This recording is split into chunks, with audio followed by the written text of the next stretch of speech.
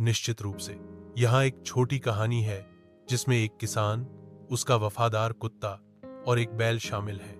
यह कहानी 300 और 400 शब्दों की दो अलग अलग संस्करणों में दी गई है। कहानी किसान, कुत्ता और बैल। लगभग शब्द। एक गांव में एक मेहनती किसान रहता था। उसके पास दो सच्चे साथी थे, एक वफादार कुत्ता और एक ताकतवर बैल। कुत्ता दिन भर किसान के खेतों की निगरानी करता, जबकि बैल हल चलाता और बोझ उठाता।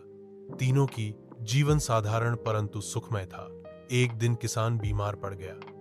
वह बिस्तर पर पड़ा था, काम नहीं कर सकता था। कुत्ते ने अपनी जिम्मेदारी निभाते हुए किसान के खेत की हिफाजत जारी रखी और बैल ने बिना किसान के इशारे के खुद ही खींचना शुरू किया। गांव वाले यह देखकर हैरान रह गए।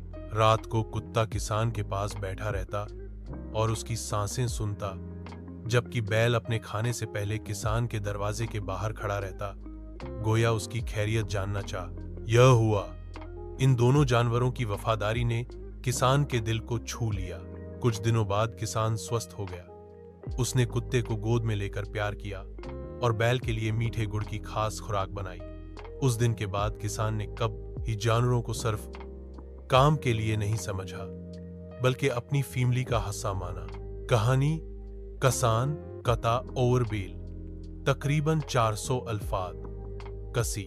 दूर दराज गांव में रफीक नामी किसान रहता था। उसके साथ उसका वफादार कुत्ता शीरो और ताकतवर बैल राजू रहते थे। रफीक हर सुबह सूरज निकलने से पहले उठता, शीरो उसके साथ जाता और राजू खेतों में हल चलाता। रफीक अपनी मेहनत से गांव में मशहूर था, मगर वह अपने जानवरों के साथ जो मोहब्बत करता, वह सबसे अनोखी बात थी। वह उनसे ऐसे बात करता जैसे वह उसके बच्चे हों। एक दिन रफीक को तेज बुखार हो गया। डॉक्टर ने उसे मुकम्मल आराम का मशवरा दिया। शीरो किसान के बिस्तर के पास बैठ गया और हर वक्त यह इसकी देखभाल करता है। राजू भी खेतों की ओर खुद ही चल पड़ता, गोया उसे मालूम हो कि फसल को पानी की जरूरत है।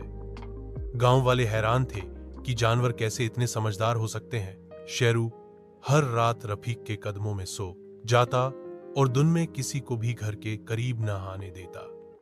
राजू खुद ही खेतों में मेहनत करता और शाम को रफीक के दरवाजे पर आ खड़ा होता। उनके रोए ने रफीक को एक नई ताकत दी और